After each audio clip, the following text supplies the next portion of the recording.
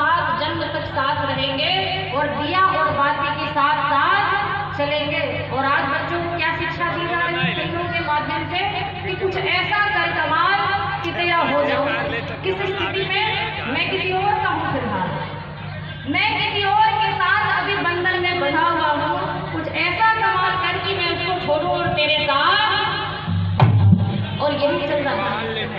आज संकट में कोई आश्रम है तो वो गृहस्थ आश्रम है सबसे ज्यादा। आज विवाह नहीं बिक रहे और आज के जो युवा वर्ग है वो विवाह की महत्ता को भी नहीं समझ रहे, क्योंकि शिक्षा को शिक्षा में बदल गई है। आज हर जगह से हमारी संतानों को गलत शिक्षा दी जा रही है।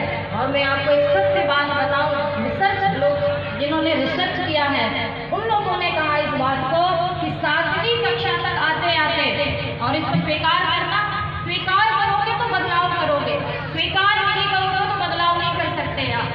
7वीं कक्षा तक आते आते 80% बच्चे दिग्भ्रमित हो जाते हैं, अर्थात 7वीं कक्षा के पश्चात बच्चों का ब्रह्मचर्य समाप्त हो जाता है।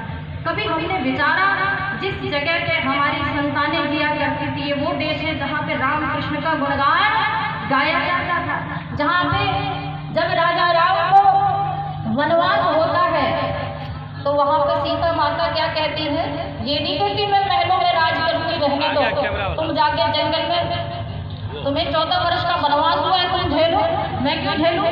लेकिन वो सीता माता है कहती है राम तेरे साथ मैंने 12 वर्ष यहाँ पे सुखपूर्वक बिताए हैं और जब दुख की घड़ी आ रही है तो तेरा साथ मैं नहीं छोड़ सकती।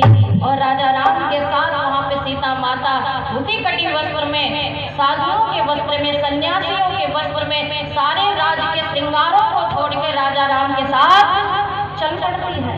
लेकिन आज थोड़ी सी समस्या हो जाए तो फिर परिवार के सारे लोग डरते हैं कि लड़की रुकेगी कि नहीं यहाँ पे रुकेगी, है ना। पहले जब विवाह संस्कार होते थे तो माताएं बड़ी सुंदर सुंदर शिक्षा दिया करती थी बेटियों को, और क्या कहती थी कि जहाँ जा रही है ना उस कुल की मर्यादा का सदा ध्यान रखना, वो घर ही तुम्हारा घर है, उस घर को स्वर्ग बनाने की जिम्मेदारी तुम्हारे हाथ में है। यहाँ तक कि जब सीता माता को जब विदाई दी जा रही थी तो माँ यही गा रही थी कि ये सीता जा रही है पति कुल में तो कैसे जीना।